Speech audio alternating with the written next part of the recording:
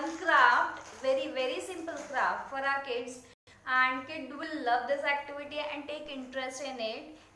This craft is very simple. Just we have to take some lentils from our kitchen like tur dal, moong dal, sago or masoor dal.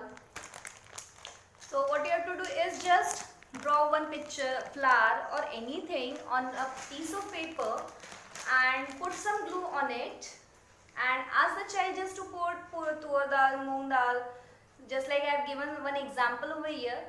Please watch the video.